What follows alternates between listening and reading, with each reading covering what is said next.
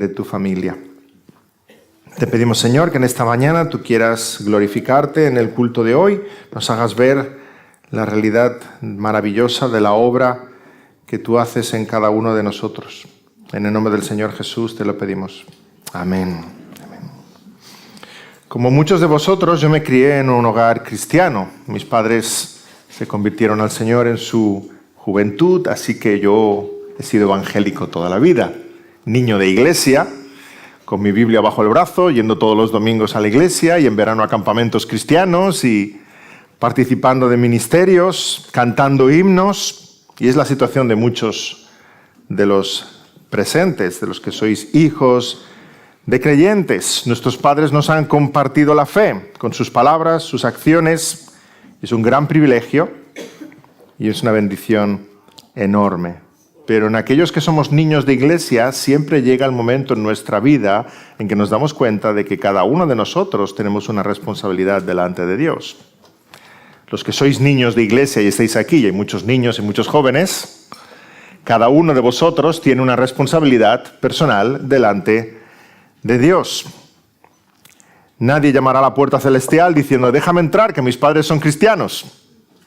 O que soy creyente de quinta generación, o que mi padre era pastor, Es una relación personal con el Señor Jesucristo. Y el llamado del Evangelio es el mismo a cada uno de nosotros. Arrepentíos y creed en el Evangelio. Así que hubo un día, a la edad de 12 años, que comprendí que no solamente Jesús había muerto por los pecadores, sino que Jesús había muerto por este pecador. Y confesé mis pecados al Señor. Todos los que somos niños de iglesia nos encontramos con esta afirmación, tarde o temprano, que no es un versículo bíblico, pero está expresando algo muy real. Dios tiene hijos, Dios no tiene nietos. La fe de tus padres no pasa a ti por los genes. Es cada uno de nosotros que debe tener una relación personal con el Señor Jesús. Y eso sucede con muchos jóvenes y muchos de nuestros niños. Los que estáis aquí sois de hogares cristianos. Podéis dar gracias a Dios por haber nacido en un hogar cristiano. Podíais haber nacido en la familia real o podíais haber nacido en una familia rica, pero os ha tocado algo mucho más grande, mucho mejor. Habéis nacido en un hogar cristiano. Si en tu tierna edad ya escuchas del Señor, por muy joven que seas, desde la cuna has escuchado que Jesús es el Salvador, que solo Él puede lavarte de tus pecados, mucha bendición tienes, pero también mucha responsabilidad de responder a ese mensaje y a ese llamado. Y los que somos padres también hemos de tener esto muy claro, porque nuestros hijos hayan nacido en un hogar cristiano no significa que ya tengan un pie en el cielo. Tienen los dos en el suelo. Y si no vienen a la familia de Dios, todavía son hijos del pecado e hijos de Satanás. Tenemos muchos niños en la iglesia, muchos. Y no paramos de tener bodas. Así que vendrán muchos más. Vamos a acabar poniendo un semáforo allí para la circulación de los cochecitos. Es una bendición muy grande, pero es una responsabilidad muy grande. ¿La vemos así los padres? ¿Qué dice Deuteronomio 6? Que la palabra del Señor esté en tu corazón y lo repitas a tus hijos al levantarte, al acostarte, al entrar, al salir. Hemos de transmitir la fe, pero primero la fe tiene que ser algo auténtico en tu corazón. Si no, ¿qué vas a transmitir, verdad? Tiene que ser algo auténtico en tu corazón. Los padres hemos de tener esto muy presente. Papás y mamás que veláis por el bienestar de vuestros hijos en lo material, en lo académico, en lo económico, sobre todo en lo espiritual. El mejor mensaje que podéis dejar en sus corazones es el del Señor Jesús. Y sabemos, por la palabra y por nuestra experiencia, lo muy poderosamente que Dios usa el hogar cristiano. La influencia de los padres, de la familia, sobre el corazón de los más jóvenes. Así que cuando vemos a nuestros niños, cuando vemos a los niños de la iglesia, estamos todos convencidos de algo. Aún no son creyentes, pero no son como los del mundo. Sí, hermanos, nuestros hijos son especiales. Nuestros hijos son especiales. 1 Corintios 7:14, el apóstol Pablo los llama santos.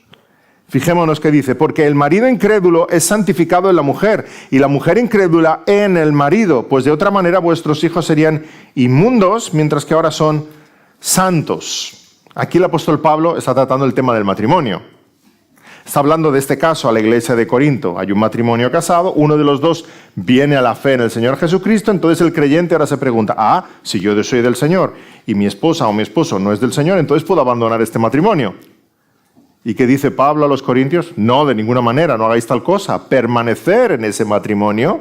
¿Por qué? Porque hay una bendición para vuestro cónyuge y para vuestros hijos. Y llama a la esposa y a los hijos santos. Qué expresión, ¿verdad? Tremendo. Por causa del creyente, la esposa o el esposo es santo y los hijos son santos. ¿En qué sentido? No significa salvos.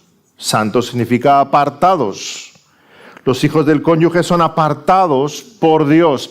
Tienen una gracia especial de parte de Dios. Dios actúa sobre ellos de una forma diferente. Son bendecidos por la vida del creyente, por la actitud del creyente, por el testimonio del creyente. Son bendecidos y preservados del mundo, apartados del pecado, guiados por la providencia, bendecidos de una forma única y especial cada vez que escuchan la palabra, cada vez que se ora en casa, cada vez que se canta un himno, cada vez que se hacen amistades pías, cada vez que se expone la verdad, mitigando el efecto devastador del pecado en este mundo. Nuestros hijos son santos, son especiales, tienen un privilegio muy grande. Sienten de cerca la bondad de Dios de una forma tremenda. Santos, apartados. Pero repito, eso no significa que sean salvos. Hay quienes han nacido en una familia rica y han acabado sus días pobres. ¿Por qué? Porque no han aprovechado la ocasión de haber nacido en una familia rica. No han sabido qué hacer con ese dinero. Del mismo modo, hay quienes han nacido en una familia con una gran riqueza espiritual y la han malgastado toda por el camino, la han desbaratado y han acabado en la pocilga, como el hijo pródigo. Recordemos que es gracias a Lot que salieron de Sodoma su esposa y sus hijas, pero su esposa y sus hijas no eran santas, no eran pías, al contrario, recordemos la historia. Lot es el justo. Pero a causa de Lot hay una bendición especial para su esposa y para sus hijas. A esto se refiere este pasaje. Los mismos padres que educaron a Abel también educaron a Caín. Los mismos padres que criaron a Jacob también a Esaú. Del mismo modo, el hecho de que tus hijos estén en un lugar cristiano no significa que sean parte de la iglesia. Cada uno de ellos necesita arrepentirse de sus pecados, creer en el Señor Jesucristo, entregarse en sus brazos, creer en el Evangelio. Eso es lo que creemos y celebramos cuando presentamos un bebé. Los papás suben aquí con el pequeño en brazos y oramos por el pequeño. El domingo pasado tuvimos una presentación, el domingo que viene tenemos otra. Ya os digo, tenemos muchos matrimonios y hay muchos niños por aquí, ¿verdad? ¿Y qué es lo que sentimos y qué es lo que queremos cuando hacemos una presentación? La presentación no es un sustituto del bautismo. La presentación ni siquiera es como las presentaciones que vemos en el Antiguo Testamento. No es eso. Cuando los padres toman en brazos a su hijo y oramos juntos por ese pequeño, estamos dando gracias a Dios por ese bebé. Estamos pidiéndole al Señor sabiduría para que los padres encaminen los pasos de este pequeño en los caminos del Señor. Y somos cómplices y ayudadores de esos padres en esa formación espiritual de aquel pequeño. Oramos dando gracias a Dios por ese hijo. Igual como oramos por un matrimonio, ¿verdad? Cuando se casan, igual cuando oramos por tantas otras bendiciones de nuestro Dios. En ese momento, algunas iglesias celebran el bautismo del infante. El bautismo del pequeño, dándole la bienvenida a la comunidad. Y no me estoy refiriendo en ningún momento al bautismo católico. El bautismo católico romano está muy lejos de lo que nosotros creemos. El bautismo católico romano, ellos creen, está borrando el pecado original de aquel bebé. Pero nosotros creemos que ningún rito humano borra pecados. Solo la sangre del Señor Jesucristo borra los pecados. no nada que nosotros podamos hacer con nuestras manos.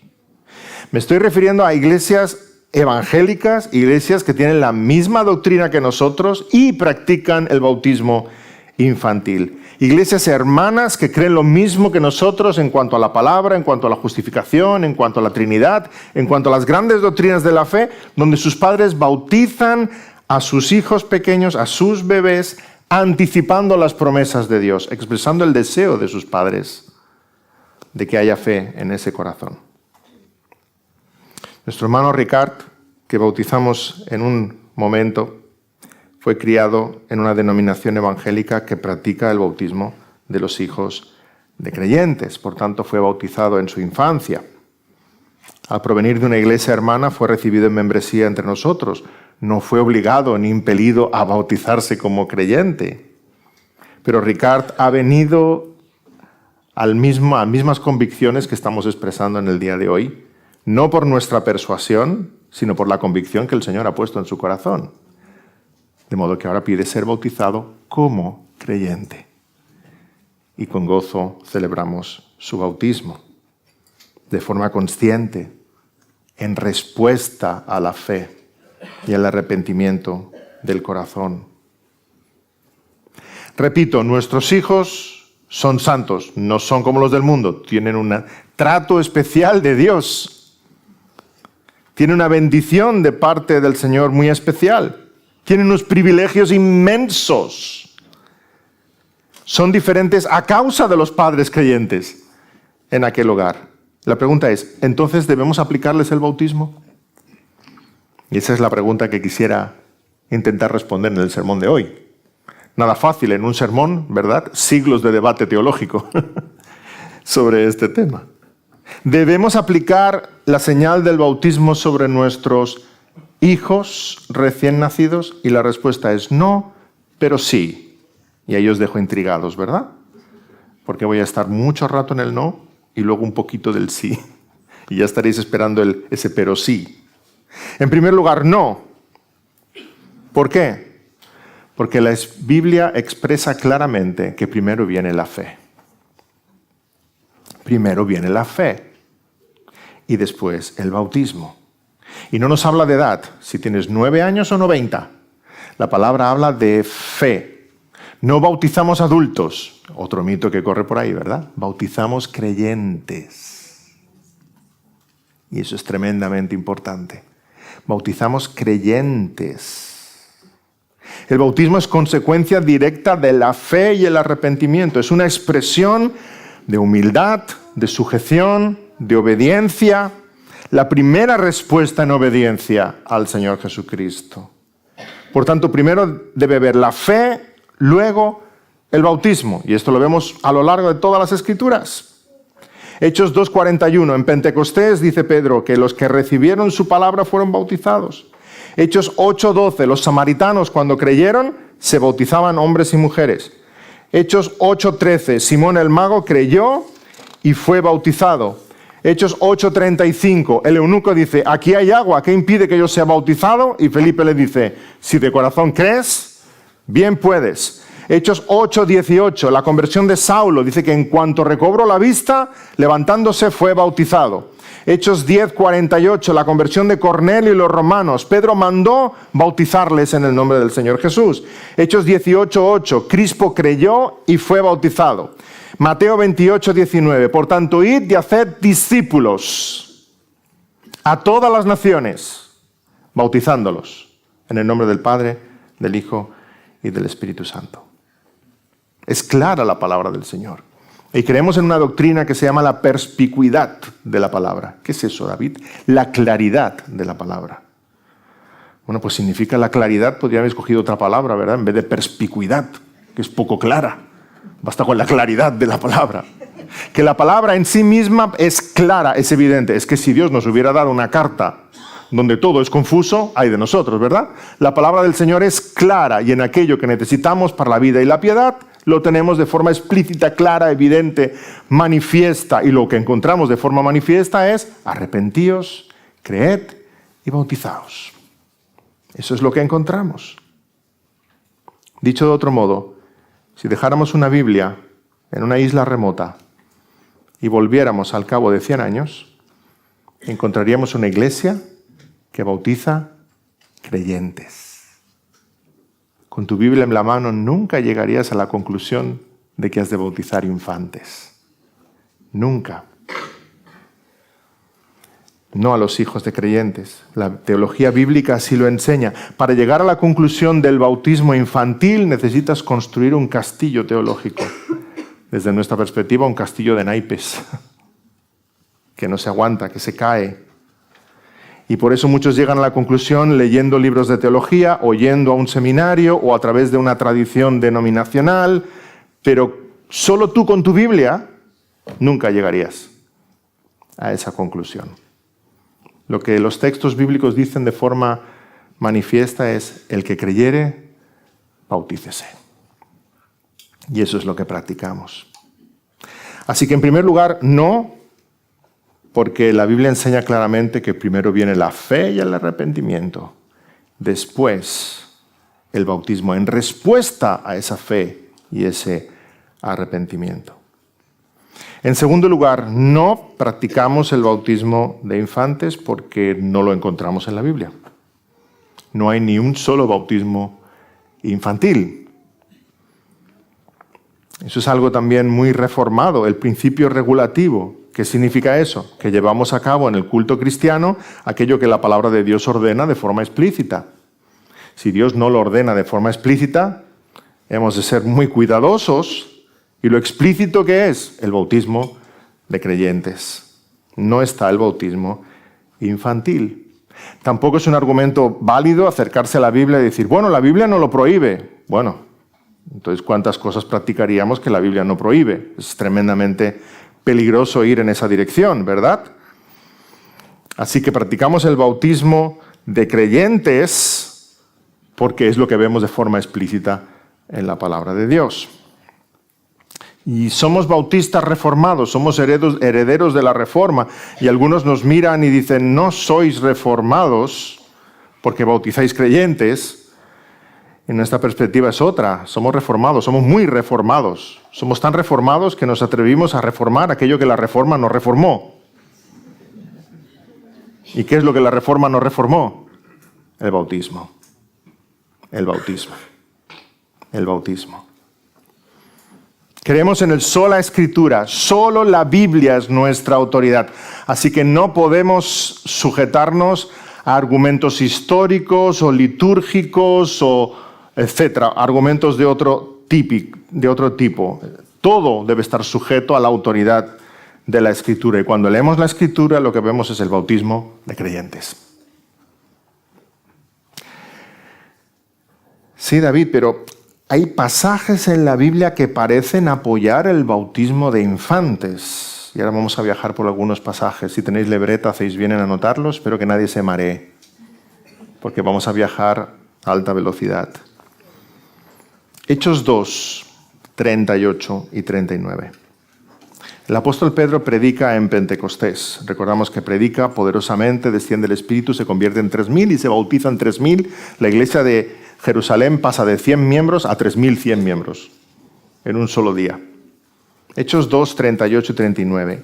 Y Pedro, predicando en Pentecostés, dice: arrepentíos y bautícese cada uno de vosotros en el nombre de Jesucristo para perdón de los pecados y recibiréis el don del Espíritu Santo, porque para vosotros es la promesa y para vuestros hijos y para todos los que están lejos, para cuantos el Señor nuestro Dios llamare. Es cierto, aquí menciona a los hijos, pero no solo menciona a los hijos, dice que esta promesa es para vosotros, los que están escuchando su sermón, para sus hijos, y continúa diciendo, para los que están lejos, o sea, los gentiles, otras naciones, y a cuantos el Señor nuestro Dios llamare, allá donde la gracia del Señor quiera el Señor que llegue, esa promesa es también para ellos. Pedro está diciendo que el perdón de los pecados a través del arrepentimiento y la fe en Jesucristo no es solo una promesa hecha a los que le están escuchando, sino que trasciende. Se está inaugurando la era de la iglesia. Ha descendido el Espíritu Santo. Ahora hay perdón de los pecados en la sangre del Señor Jesucristo a través del arrepentimiento y la fe. Y eso es válido para los que están escuchando a Pedro y para nosotros 2000 años después. Trasciende a futuras generaciones, para vuestros hijos. Trasciende a otras naciones, no solo a los judíos, a todos los gentiles. Trasciende más allá de nuestro entendimiento, a todos cuantos el Señor quiera alcanzar con su gracia. No está el bautismo infantil en ninguna parte. Lucas 18, 16. Jesús dice, un pasaje muy conocido: dejad a los niños venir a mí y no se lo impidáis, porque de los tales es el reino de Dios. De cierto os digo que el que no recibe el reino de Dios como un niño no entrará en él. Este pasaje habla de una actitud del corazón. Los que tienen esa actitud de un niño, esa actitud de humildad, de pequeñez, sin nada que ofrecer, con las manos abiertas, aquel que se acerca así al Señor, entra en el reino de los cielos. Mateo 18:3 lo dice de esta manera: si no os volvéis y os hacéis como niños, no entraréis en el reino de los cielos. Así que cualquiera que se humille como este niño, ese es el mayor en el reino de los cielos. Sin duda Jesús ama a los niños, no lo pongo en entredicho. Jesús ama mucho a los niños, quiere que vengan a Él, pero aquí está hablando de una actitud del corazón que nosotros, cada uno de nosotros podemos tener, como un niño. Si Jesús estuviera hablando del bautismo, entonces este versículo no enfatiza el bautismo infantil, sino el bautismo de creyentes, porque dice, dejad a los niños venir, ellos son los que vienen, y eso es lo que nosotros queremos, que los niños vayan a Jesús. Sí, David, pero hay bautismos de casas enteras en la Biblia. Y es cierto, hay bautismos de casas enteras en la Biblia. Al menos aparecen 5. Pero en ningún caso se menciona el bautismo de bebés. En Hechos 10:46 se bautiza la familia de Cornelio. ¿Recordáis cuando Pedro va a Cesarea y predica a Cornelio, los que están en su casa, y Pedro queda maravillado de que el evangelio también es para los gentiles, para los que no son judíos, ¿verdad? Está en shock Pedro. Y está predicando en casa de Cornelio el romano, y leemos que el Espíritu Santo cayó sobre todos los que oían el discurso de Pedro. Y dice Pedro que la razón para bautizarles es que han recibido el Espíritu Santo, también como nosotros. Se bautiza a Cornelio y se bautizan los que están en la casa de Cornelio porque han escuchado el mensaje, porque han creído en el Señor, porque han recibido el Espíritu Santo. No es que Cornelio sea creyente y entonces se bautice toda su casa porque Cornelio es creyente. Todos ellos vienen a la fe. Lo mismo sucede en Hechos 18:8 con la familia de Crispo. Dice el pasaje que Crispo creyó en el Señor con toda su casa y oyendo creían y eran bautizados. Hay fe y hay bautismo. Ambas cosas van de la mano. También Hechos 16:15. La familia de Lidia. Este pasaje es un poquito más confuso porque el autor bíblico, aquí Lucas, no menciona la fe, la da por sentado. Pero Lidia cree, escucha la predicación de Pablo, Lidia cree, entonces invita a los apóstoles a su casa y entendemos que todos los que están en su casa escuchan el mensaje y son creyentes y son bautizados. Los que defienden el bautismo de infantes creen que en esa casa de Lidia debía de haber pequeños. Y cuando dice que se bautizó toda la casa, también se bautizaron los bebés que hubiera dentro. Pero es mucho suponer. Es mucho suponer que hubiera niños, y es mucho suponer que esos niños fueran bebés, y es mucho suponer que esos niños que eran bebés fueran bautizados. Mucho suponer. Al contrario, es probable que no hubiera ningún niño en esa casa. Lidia, una mujer empresaria, vendedora de púrpura, a 500 kilómetros de su casa, lo que hizo fue llevar a los apóstoles a su casa y seguramente todos sus siervos escucharon el mensaje y se bautizaron así como ella. Y si hubiera niños y fueran bautizados, es porque respondieron afirmativamente al mensaje del Evangelio. Tenían la capacidad de escuchar, de creer y de responder para ser bautizados. Hechos 16:33, la familia del carcelero de Filipos. También recordáis el pasaje. Pablo y Silas están presos, el terremoto, los cánticos, las cadenas rotas, ¿verdad? Y el carcelero dice, ¿cómo puedo ser salvo? Cree en el Señor Jesucristo y serás salvo tú y tu casa. Cuidado con tomar esa promesa al carcelero y enviarla a todas partes, ¿verdad? No te lo está diciendo a ti, serás salvo tú y tu casa. Se lo están diciendo al carcelero, serás salvo tú y tu casa. Y cuando continuemos leyendo el pasaje que vemos, en efecto, es salva su casa. Su casa entera se convierte. Esa promesa maravillosa sucede. Versículo 32, les hablaron a todos la palabra del Señor. Versículo 33, se bautizó el carcelero y todos los suyos. Versículo 34, se regocijó con toda su casa por haber creído. Estamos viendo lo mismo una y otra vez. El Evangelio entra en una familia, la familia entera cree en el Señor y la familia entera es bautizada. Y ese puede ser el testimonio de alguno de vosotros. Podéis decir, mi familia entera ha sido bautizada. El Evangelio ha entrado en mi casa y mi familia entera ha creído y mi familia entera ha sido bautizada. Sucede la conversión de familias enteras. Todos escuchan, todos creen, todos se bautizan, todos se regocijan. Y una más, 1 Corintios 1:16, la familia de Estéfanas. Pablo dice que bautizó a la familia de Estéfanas. Y nos informa también, al final de la carta, en 1 Corintios 16:15, que la familia de Estéfanas se han dedicado al servicio de los santos.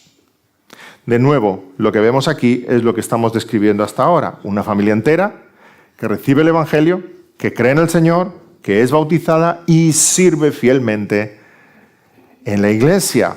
Y no hay nada de extraño de que una familia entera haya sido bautizada por Pablo.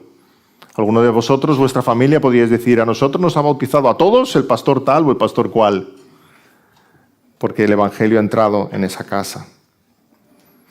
Lo que está claro es que en ningún caso hay forma de suponer que en cualquiera de estas familias había bebés y que esos bebés fueron bautizados. Lo más sencillo es ver lo que estamos describiendo. Familias enteras que reciben el Evangelio, que creen, que son bautizadas profesando fe en el Señor Jesús. Por tanto, no hay forma de encontrar el bautismo de infantes en la Biblia. Vemos el llamado a arrepentirse y a creer en el Evangelio y en consecuencia ser bautizados en respuesta a esa fe que el Señor ha puesto en nuestro corazón. En tercer lugar, hemos dicho que no, ¿verdad? Por varias razones. No vemos el bautismo de infantes.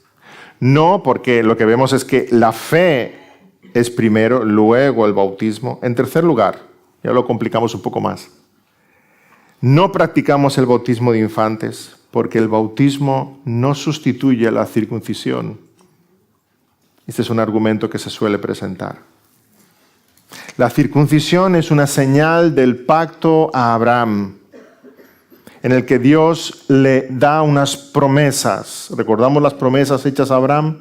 Tu descendencia será como las estrellas de los cielos, de ti vendrán naciones y reyes, la tierra prometida, ¿verdad? Todas esas promesas hechas a Abraham tienen su sello, su símbolo, la circuncisión. El bautismo es la señal de otro pacto, un nuevo pacto, un pacto superior, en el que Dios promete a la iglesia el perdón de los pecados, la resurrección a vida nueva, la vida eterna. Así que tenemos aquí dos señales de dos pactos. La circuncisión no es sustituida por el bautismo. Al contrario, la circuncisión y el bautismo se solapan y suceden al mismo tiempo en muchos momentos. Dos señales de dos pactos aplicados a gente diferente que se solapan en el tiempo, pero una no sustituye a la otra. Sin duda, los pactos de Dios con su pueblo tienen una continuidad, pero no solo tienen una continuidad, tienen una superioridad. Tú y yo podemos mirar atrás y decir, nosotros somos hijos de Abraham. ¿No es lo que dice Gálatas? En la fe, porque somos de la fe de Abraham, nosotros somos hijos de Abraham. Pero porque seamos hijos de Abraham, no estás esperando una tierra, ¿verdad? ¿O sí? ¿O estás esperando que tu descendencia sea como las estrellas de los cielos? Me dirás, no, esas son las promesas hechas a Abraham y tiene un sello, un símbolo que es la circuncisión. nosotros somos hijos de Abraham en otro sentido, en un sentido superior, en un sentido espiritual, en la fe. No esperamos una tierra, Jesucristo es nuestra tierra prometida. No esperamos una descendencia como la estrella de los cielos. Los creyentes somos luminares en el mundo. Jesús nos dijo, somos la luz, ¿verdad? Nosotros somos esas estrellas que brillan en el firmamento, hijos de Abraham. Así que hay una continuidad entre un pacto y el otro, pero sobre todo hay una superioridad, porque si no vemos la superioridad, no estamos viendo la obra del Señor entre nosotros. El gran dilema es entender hasta qué punto el pacto antiguo y el pacto nuevo hay una continuidad, pero también hay una superioridad. ¿Por qué digo todo esto? Las iglesias que practican el bautismo infantil enfatizan la continuidad y hacen un paralelismo entre la circuncisión y el bautismo. Y dicen lo siguiente, así como en el antiguo pacto toda la familia, los infantes, eran circuncidados, ahora en el nuevo pacto nuestros infantes son bautizados. La circuncisión es reemplazada por el bautismo. Y nosotros decimos, no, la circuncisión no es reemplazada por el bautismo. La circuncisión es la señal de un pacto y el bautismo es la señal de otro pacto muy superior. Si así fuera, si hubiera esa continuidad, hay muchas lagunas, hay muchas incongruencias. Antes se circuncidaba solo a los varones, pero ahora no se bautiza solo a los varones. Se bautiza también a las mujeres. Antes se circuncidaba a todos los que estaban bajo el cabeza de familia, pero hoy día, a causa de la fe del esposo, no se bautiza a la esposa, o a los hijos, o a los nietos, ¿verdad? Antes se circuncidaba a todos los que estaban bajo una autoridad. Cuando se circuncida a Abraham, se circuncidan todos sus siervos. Pero ahora si el empresario, el jefe de una empresa es creyente, no bautiza a todos sus empleados. Vemos una incongruencia si una fuera el reemplazo de la otra, pero no creemos que una sea el reemplazo de la otra. La circuncisión apunta hacia el futuro. El pueblo de Israel, aunque recibe un pacto, ese pacto es externo. Son conscientes de que hay una necesidad de ser purificados en el interior, limpiados de sus pecados. Externamente, un israelita podía cumplir con todos los ritos ceremoniales y con la circuncisión, y aún así no ser creyente. Cumplía con todo de forma externa, pero su corazón no estaba purificado. Y eso sucede muchas veces. O recordamos los hijos de Elí, o Absalón, o Saúl, o Judas. Externamente pertenecían al pacto. Era un pacto externo, pero ese pacto con Dios podía ser roto, podía ser quebrantado, porque era solamente externo. En cambio, hay una necesidad del corazón, y todo el Antiguo Testamento apunta a otro pacto nuevo, superior, mayor, en nuestros corazones. En Deuteronomio 10:16, Dios dice a su pueblo, circuncidad pues el prepucio de vuestro corazón, no endurezcáis más vuestra cerviz. Es en el corazón donde ha de haber una purificación y arrancar la vieja naturaleza. Y Dios promete que va a hacer eso con su pueblo. Deuteronomio 30:6. Circuncidará Jehová tu Dios tu corazón y el corazón de tu descendencia, para que ames a Jehová tu Dios de todo tu corazón y con toda tu alma. Y eso se refiere a Ezequiel cuando dice, Ezequiel 36:26, os daré un corazón nuevo y pondré espíritu nuevo dentro de vosotros y quitaré de vuestra carne el corazón de piedra y os daré un corazón de carne. Esa promesa futura a la que Israel mira se hace realidad en el nuevo pacto. Nuestro corazón de piedra es arrancado, Dios nos da un corazón de carne que late, que ama sus cosas. La circuncisión es una señal exterior que no cambiaba el alma. Dice Romanos 2:26, que es judío el que lo es en el interior, en la circuncisión del corazón. Así que si quieres ver una continuidad, la circuncisión del cuerpo es sustituida por la circuncisión del corazón. Dios circuncida nuestro corazón y lo cambia. La circuncisión mira hacia adelante, hacia la necesidad de ser purificados.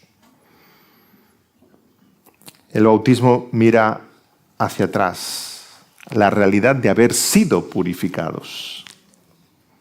Expresa la realidad del nuevo pacto. Es un símbolo que expresa algo real, algo visible, algo auténtico que ha sucedido. No el deseo de que algo suceda, sino algo que ha sucedido. Esa es la realidad de lo que expresa el bautismo. Si estuviéramos hablando, en vez del bautismo, estuviéramos hablando de una boda, me gusta mucho comparar el bautismo con una boda, ya lo sabéis. Ayer tuvimos otra boda aquí. Si estuviéramos hablando de una boda, resultaría inverosímil todo lo que estamos diciendo, ¿verdad? Imaginad que tomamos en brazos a un niño de pañales y a una niña y les leemos delante de ellos unos votos matrimoniales. Incluso ponemos en su dedo un pequeño anillo. Y tú dirás, David, ¿qué estás haciendo? Eso no tiene sentido. Como mucho puede expresar el deseo de los padres de que cuando lleguen a cierta edad pues se amen y formen un hogar. Y el deseo de los padres, pero no el deseo de ellos, en absoluto. Una esperanza, en todo caso, de que cuando crezcan ya, del mismo modo, estamos de acuerdo en lo que simboliza el bautismo, la renovación de nuestros corazones, la unión con Cristo, el lavamiento en su sangre. Quienes bautizan al infante quieren expresar un deseo de forma anticipada, sin saber si eso será una realidad, pero no están expresando una realidad. Cuando bautizamos un creyente, estamos expresando una realidad. Ese bautismo está apuntando a algo que ha sucedido, no que queremos que suceda, algo que ha sucedido en su corazón. De modo que casamos no los que queremos que se amen, casamos los que ya se aman. Del mismo modo, bautizamos los que ya aman al Señor Jesús. Por tanto, el símbolo del bautismo no es como la circuncisión. El bautismo es señal de un pacto superior.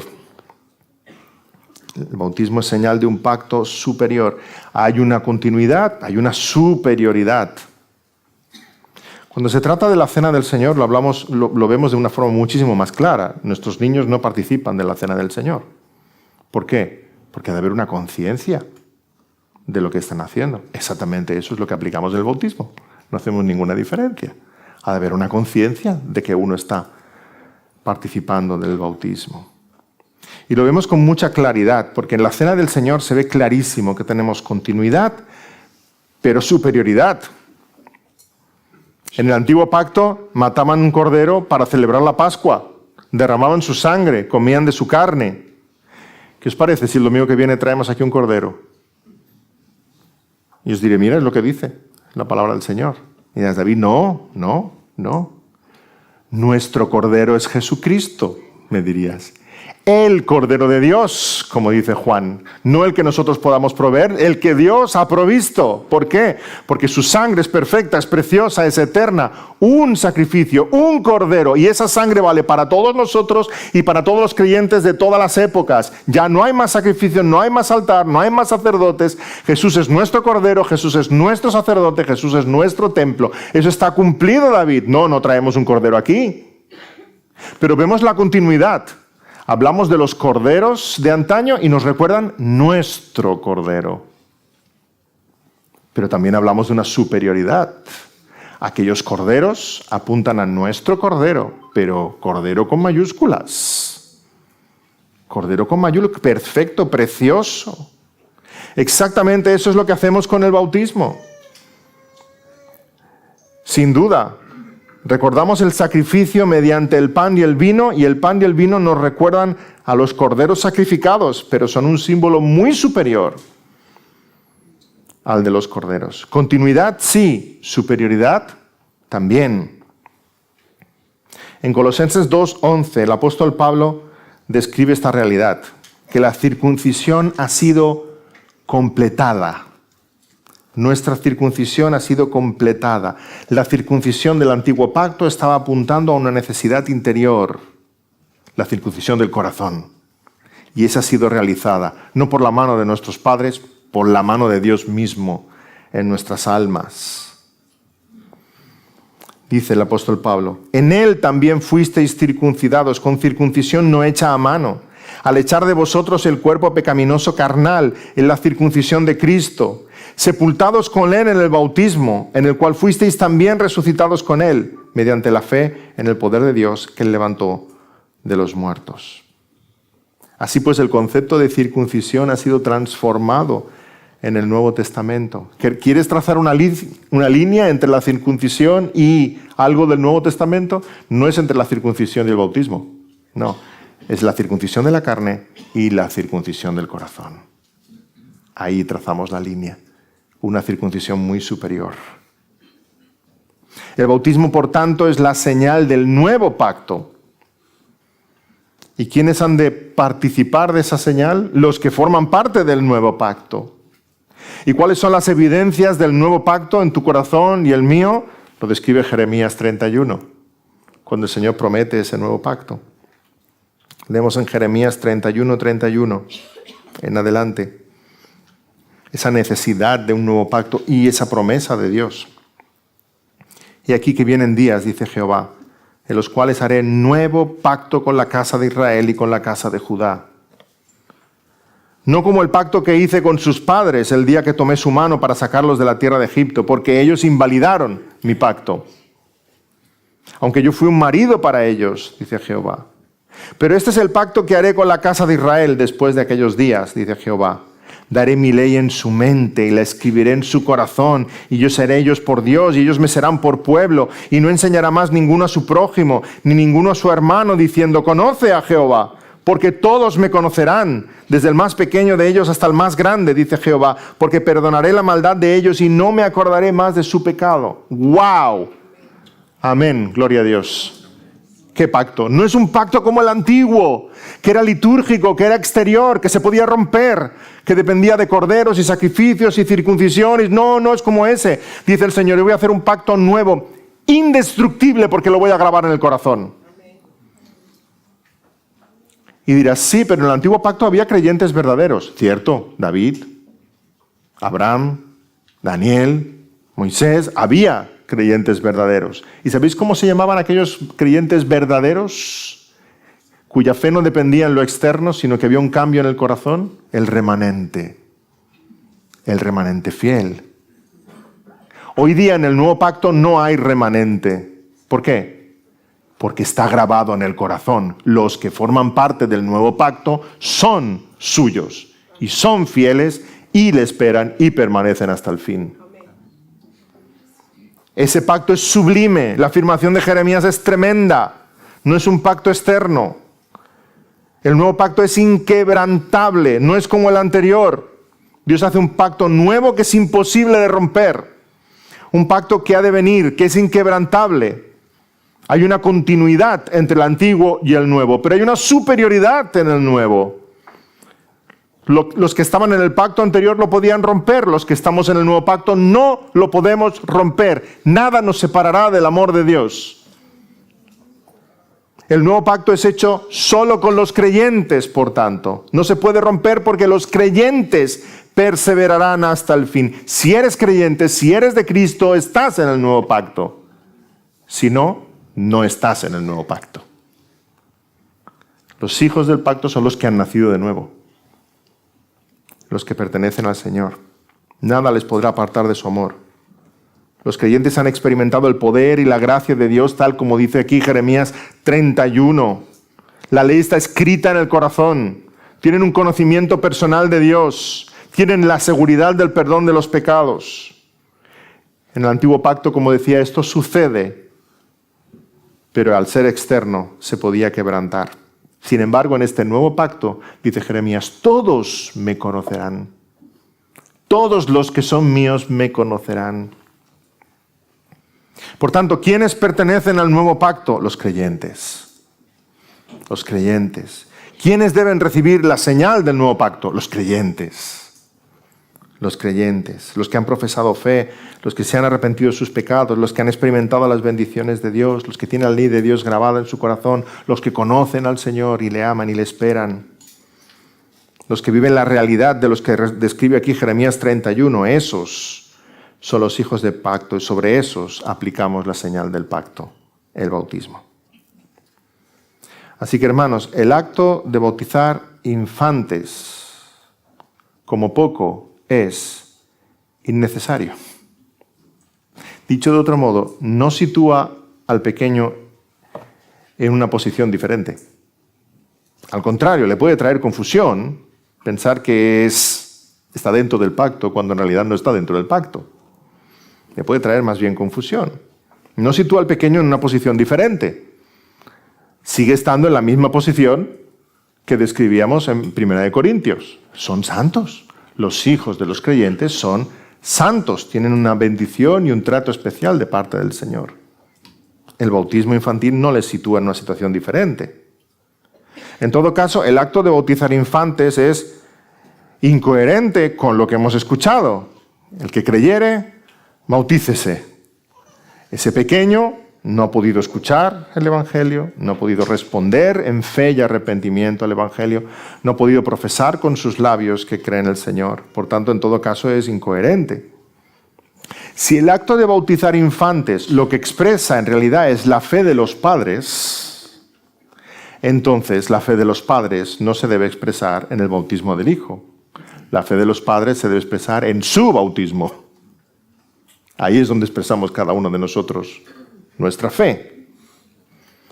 Si el acto de bautizar los infantes expresa las grandes verdades del Evangelio, el lavamiento de los pecados en el Señor, la unión con Cristo, eso tampoco es el lugar donde expresarse en el bautismo del infante. Eso se expresa cada domingo en el púlpito.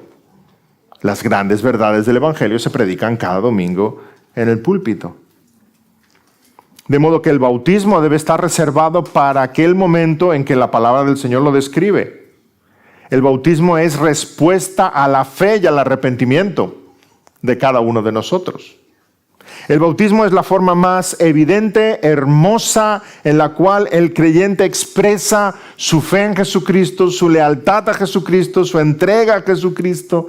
El bautismo de cada uno de nosotros es un acto de obediencia, de humildad, de rendición, de lealtad, de compromiso, de servicio. Por tanto, dejemos que nuestros hijos se acerquen a Él. Dejemos que ellos respondan con esta conciencia, con esta entrega, con esta devoción de ellos mismos, de su propio corazón. No nuestro deseo, sino el de ellos, porque Dios lo ha labrado en sus corazones. Así como no participan de la cena del Señor sin una plena conciencia, dejemos que participen del bautismo con una plena conciencia. Y repito, la palabra nos habla de edad, no dice 9 años o 90. Bautizamos creyentes. El bautismo nos habla del poder de la sangre de Cristo sobre una persona, sobre una historia en particular, y cada uno de nosotros somos un monumento de la gracia de Dios. Un triunfo de la sangre del Señor Jesús. Aplicamos el bautismo sobre aquellos que han sido lavados por Cristo, y donde esa señal tiene todo su significado. Todo su significado. Al principio del sermón nos preguntábamos, ¿hemos de aplicar sobre nuestros hijos la señal del bautismo? Y hemos dicho que no en varios frentes. No, porque la Biblia expresa que primero viene la fe. No, porque no hay bautismo infantil en la Biblia. No, porque el bautismo no sustituye la circuncisión. Estamos hablando de 2 pactos diferentes. Os decía, no, pero sí. Ya sé que estáis esperando el pero sí. A ver qué va a decir ahora. No, pero sí.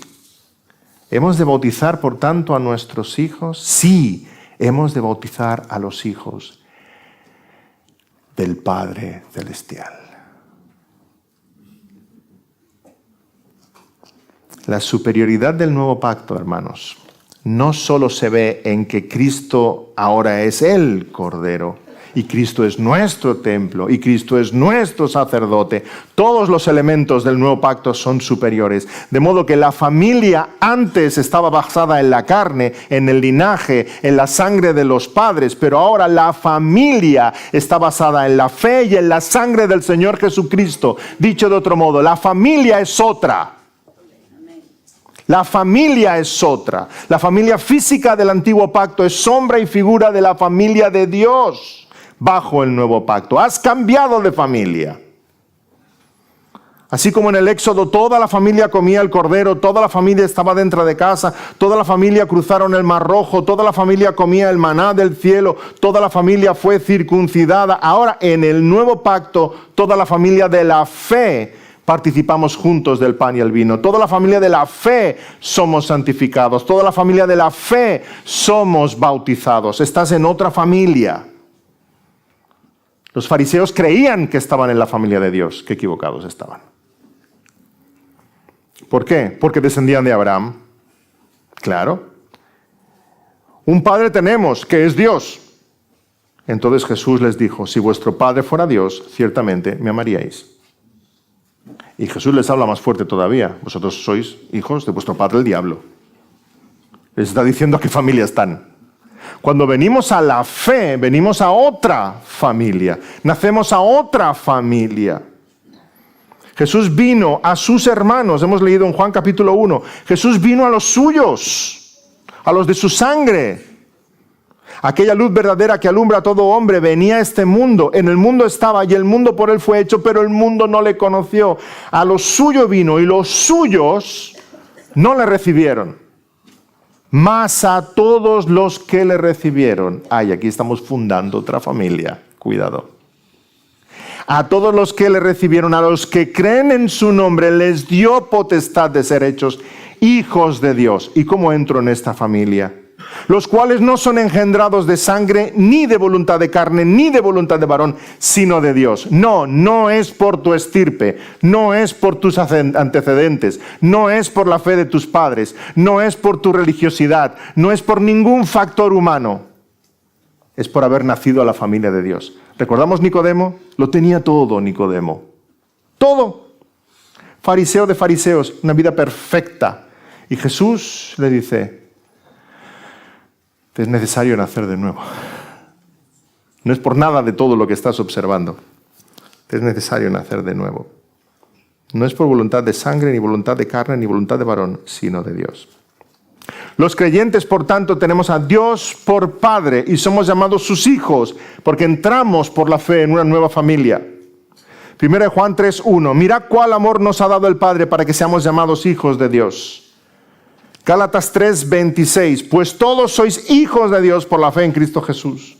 Romanos 8:14. Porque todos los que son guiados por el Espíritu de Dios, estos son hijos de Dios. Efesios 1:5, habiéndonos predestinado para ser adoptados hijos suyos por medio de Jesucristo. Romanos 8:15, pues no habéis recibido el espíritu de esclavitud para estar otra vez en temor, sino que habéis recibido el espíritu de adopción por el cual clamamos Abba, Padre. El Espíritu mismo da testimonio a nuestro espíritu de que somos hijos de Dios. Hermanos, no es una ilustración, es real. El que seamos hermanos y Dios sea nuestro Padre no es una metáfora bonita, es la realidad de la vida cristiana. Ya no perteneces a una familia en la carne, ahora perteneces a una familia en la fe. Y porque entras en esta familia en la fe y naces a una nueva familia en la fe, eres bautizado y recibes la señal del pacto. Somos parte de la familia de Dios. Los hijos del pacto son los que nacieron en la familia de Dios, por el poder del Espíritu Santo. De nuevo el Señor le dice a Nicodemo, que no naciere de nuevo, no puede ver el reino de Dios. Y estamos tan acostumbrados a llamarnos hermanos, que no nos damos cuenta de lo que tenemos entre manos. No es un decir, es que es de verdad tu hermano. Tenemos un mismo padre, hemos sido adoptados, tenemos una misma herencia, una misma ciudadanía, una misma casa que nos espera. Lo leemos tantas veces y lo decimos tantas veces que no meditamos en la trascendencia de lo que tenemos delante. Por la sangre del Señor Jesucristo somos unidos a una nueva familia. Ahora somos hermanos y hermanas en la fe. Pero si permitís, en la familia de la fe no solamente tenemos hermanos, en la familia de la fe también tenemos hijos. En la familia de la fe bautizamos a nuestros hijos cuando nacen de nuevo a la familia de la fe. Adán y Eva fueron comisionados a poblar la tierra con su descendencia. Fructificad y multiplicaos, llenad la tierra, sojuzgadla. Así nosotros ahora, la iglesia, en una nueva creación, que es su iglesia, somos enviados a hacer hijos. Id por todo el mundo y predicad el Evangelio a toda criatura. Id y haced discípulos a todas las naciones. Sí, tenemos una descendencia. Tenemos hijos en la fe. Por eso el apóstol Juan habla a los discípulos como hijitos. Hijitos míos, estas cosas os escribo, 1 Juan 2:1. Os escribo a vosotros, hijitos. Hijitos, nadie os engañe, 1 Juan 3:7. Hijitos, vosotros sois de Dios. No es un decir, no es una forma cariñosa, es una realidad. Son sus hijos espirituales en la fe. Por eso Pablo escribe a Timoteo y a Tito y los llama verdaderos hijos en la fe. Es el título que les pone.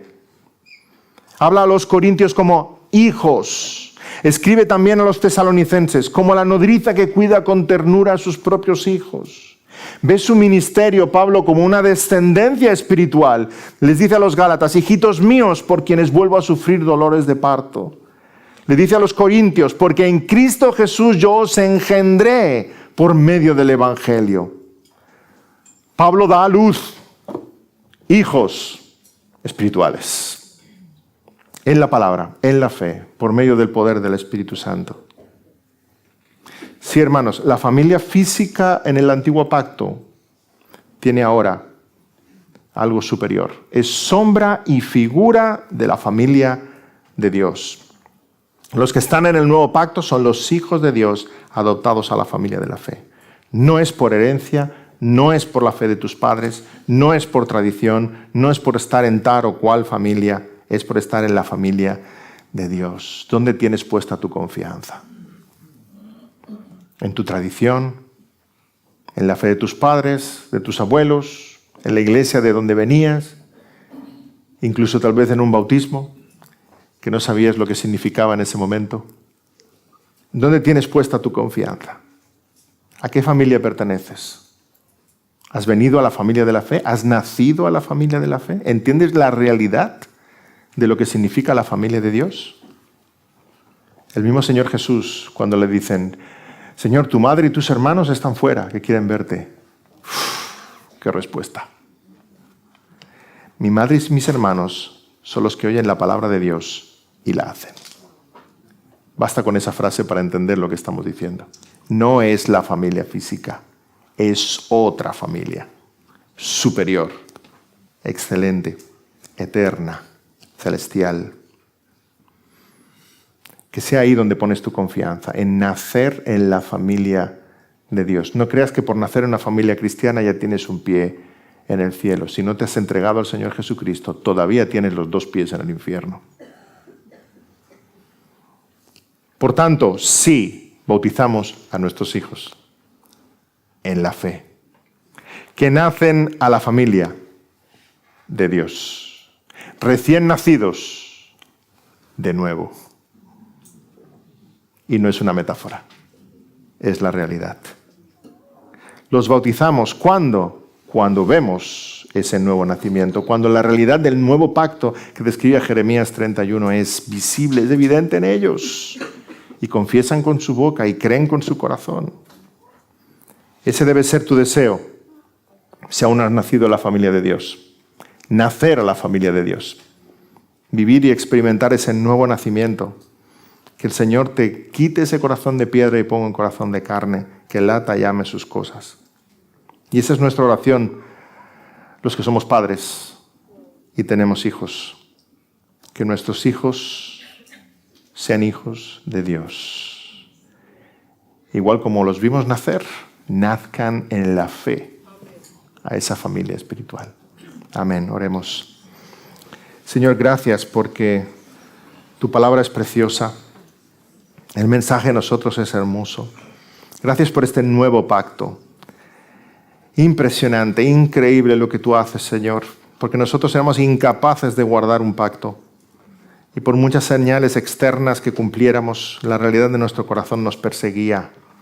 Pero tú, Señor, en tu bondad, en tu misericordia y en tu gracia infinita, prometiste ese pacto y has cumplido ese pacto, Señor, de grabar tu ley en nuestros corazones, darnos unos corazones nuevos y hacer que andemos y que te conozcamos. Y esa realidad del nuevo nacimiento es ciertísima.